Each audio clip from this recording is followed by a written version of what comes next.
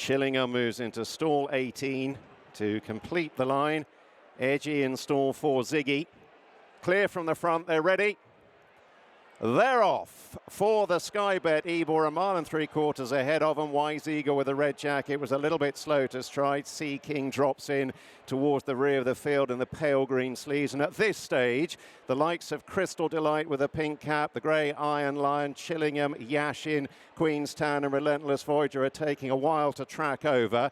And now 4 of them stay wide through the first quarter mile. Crystal Delight is leading a group of 4 out wide with Yashin, Relentless Voyager in a yellow jacket and Queenstown in the dark blue.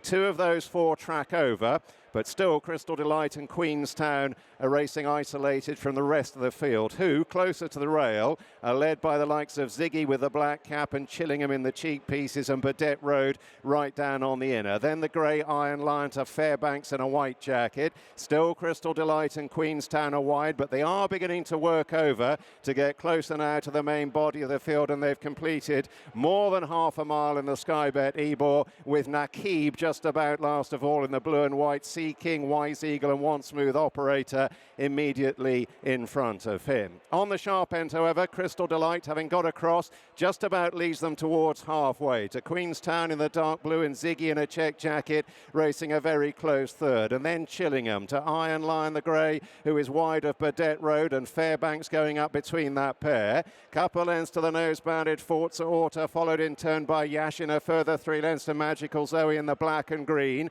To My Mate Mossy in the light blue from One for the Gutter and Relentless Voyager. And trouble back through the field there, serious problems back through the field. And one of them has gone wrong, unfortunately, as they made the turn out of the back straight.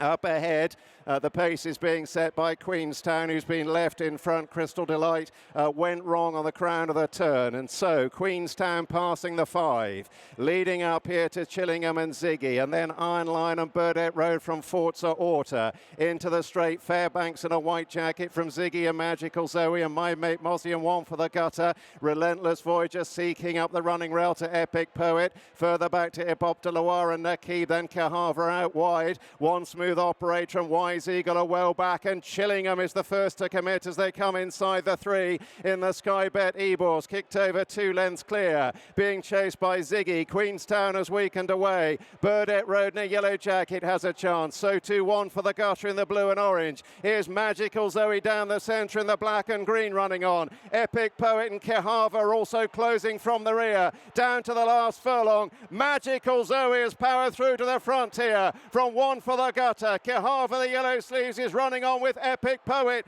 but it's Magical Zoe over 2 lengths clear. The shadows of the post are looming, and it's Magical Zoe who lands the Sky Bet Ebor in tremendous style from Cahava and One for the Gutter. Close 4th, Ibop de Loire late on the scene. Upsides Epic Poet. Sea King was in behind horses. Billy Lee has just won the Ebor on board Magical Zoe. What an incredible mare this is. She's a classy mare, Lydia. You know, she's probably very unlucky not to win in Cheltenham. She had a great run the last day. I thought when the race wasn't run to suit her in the Group 3 in Fairhouse. She won an easy enough maiden around down ride, but she was just coming back, and Henry told me to take it as easy as possible. So we thought she had a good profile coming into the race, and she just travelled lovely all the way. She was a bit head up going out. I think it was just the noise of the crowd, but when she got out onto the track and that, she settled lovely, and in the race she was A1 all the way, and I was able to go where I wanted. When I switched out at the top at about 3.5 down, I was just working my way into the race then, and to be fair, when I gave her a kick in the belly just outside the furlong, she picked up well, and she's galloped right up to past the line. Sadly, it was a messy race with what happened to Crystal Delight. Were you affected by that at all? He just seemed to be one off, and when it did happen, he moved out a little bit, so I don't think anything might have collided with him, but I just managed to avoid him. So look, it was unfortunate incident, and feel for connections. Yeah, absolutely. But this mare, I mean, she's taken to flat racing like a duck to water, hasn't she? She has, and you know, she's a fine, solid mare, and you know, mightn't be over big for jumping, but for the flat, she's perfect. And look, she should stay 2 miles, no problem. So you never know. Henry will have a plan with her in it, but we'll enjoy today. What diseases is he having on the flat as well? Particularly over here, you know, a winner at the Cheltenham Festival at Goodwood, a winner at the Ebor Festival, won the Bronte Cup here earlier on in the year as well. Yeah, look, I suppose he had a nice selection of mares and that, and fair to Henry, said it in Goodwood, his horses look like they should be in show classes. They look fantastic, and sure he can just train, so. Yeah, I think he knows a bit. Yeah, doesn't he? exactly. And is this your only ride of the whole meeting? That's it, yeah. I just said I'd come over today. I don't think I missed too much in the curve, so I'm glad to be here. And how about you? How does it feel for you to win the Ebor? I'm delighted, you know. I only had one ride in it before, and Earl Tyrone, he ran a cracker, finished third. But just to win it's a big handicap, and it's, you know, York is a great meet to come over to as well, whether you're riding or not, so it's just great to win. It's one of the most famous handicaps in the country. It's historic, isn't it? Everyone's heard of it. Exactly, yeah. You mentioned the Ebor, and they could tell you what won it, so look, I'm delighted, it's brilliant. Well, many congratulations. We're delighted for you. Well done, Billy. Thank you very much, Thank you. Thank you.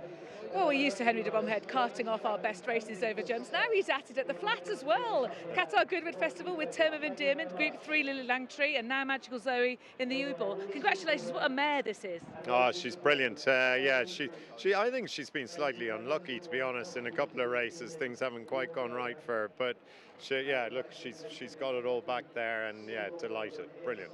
She was feisty and wanting to get on with it in the paddock, wasn't she? Yeah, she really was, which is slightly unlike her, I thought. But Billy had her nice and settled going to the start, and everything went well. I mean, you're not used to trying to avoid a loose, you know. But anyhow, look, everything worked really well for us, and he gave her a super ride. And once she got the bit of light, she just galloped the line. And were you giving it some in the straight? I was near the end. I have to admit. Yeah. I try and keep composed, but look, it meant a lot. Like, to come and win a race like this is incredible. You know, it's steeped in history, and never dreamt I'd be winning it. So delighted. You've got a 100% record to keep up as well here at York. Yeah, this is becoming my new favourite race course. Yeah, definitely is. Yeah, and look, it's an amazing place. They do some job here. I think our whole industry could learn from York, I must say. Yeah, our whole industry. Yeah, it's amazing what you can do when you pull things together and you do it right. Yeah. And focus on the customers. Yeah, totally. 100%. It's amazing. Great buzz here. They look after us so well. I think it's everyone could learn from here. What might you do now with Magical Zoe? We're always looking forward, aren't we? But what might you do? Enjoy this. Yeah, well, no, with that too, too. But look, we'll see. You know, it's a win and you're in the Melbourne Cup. I said that in Goodwood with Term of Endearment, but I don't think she'll go. But either way, whether she was or not, I think the lads would love. I think we'll give it serious consideration anyhow. You know, she's. It would look like a race that would suit her, and I know Paddy and Scott are going anyhow. It's Paddy's birthday around there, so they're going down for that. So yeah, I think that's a big. That would definitely be under serious consideration. Obviously, a lot of hoops to jump through, but that could be one. Yeah, it sounds like all moons are aligning towards Melbourne from the sound of things. Possibly, yeah. Could be a bit of fun. Absolutely, I'm sure it would be tremendous. But I am now going to let you go and enjoy it. Watch the video back, have a bit of champagne. Many congratulations. Well done. Thank you very much. Delighted. Thanks. Watch live racing now on racingtv.com.